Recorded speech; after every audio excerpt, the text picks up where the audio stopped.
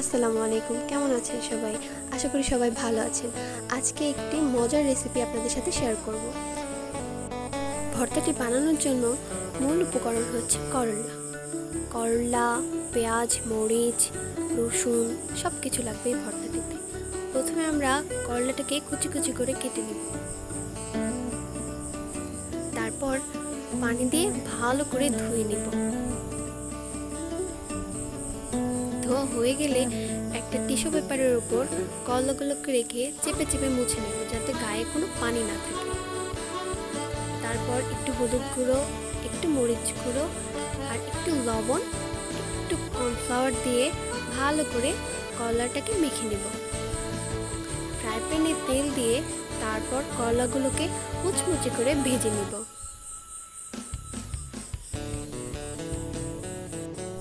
5 থেকে 10 মিনিট সময় নিয়ে করলাগুলোকে ভালো করে ভেজে নেব। একদম হাই হিটে করলাগুলোকে ভাজতে হবে। তারপর কিছু পেঁয়াজ কুচি ব্রাউন কালার করে ভেজে নেব।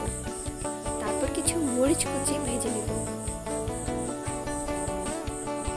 সাথে কিছু রসুন কুচিগুলো ভালো করে ভেজে নেব।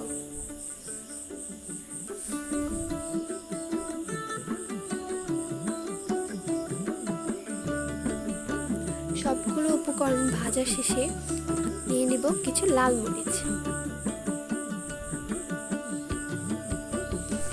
মরিচগুলো ভাজা হয়ে গেলে উঠিয়ে একদম মুচমুচে থাকতে মরিচগুলোকে লবণ দিয়ে একটু মেখে নেব। সাথে ভাজা পেঁয়াজ, রসুন ভাজা, কাঁচামরিচ ভাজা আর আমাদের সব থেকে মূল উপকরণ করলা ভাজাটাকে ভালো করে মেখে নেব। সাথে একটু সরিষার তেল দিয়ে ভালো করে মেখে নেব।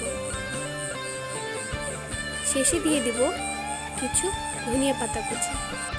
তৈরি হয়ে গেল আজকে করলার বালাচাও ভর্তা। ঝাল ঝাল ভর্তা দিয়ে গরম গরম ভাত, কি যে মজা হয়েছিল, দারুণ লেগেছে খেতে। আমি তো 1 প্লেট ভাত এই করলার বালাচাও দিয়ে খেয়ে নিয়েছি। মাছ মাংসকেও হার মানায় এই করলার বালাচাও ভর্তাটি।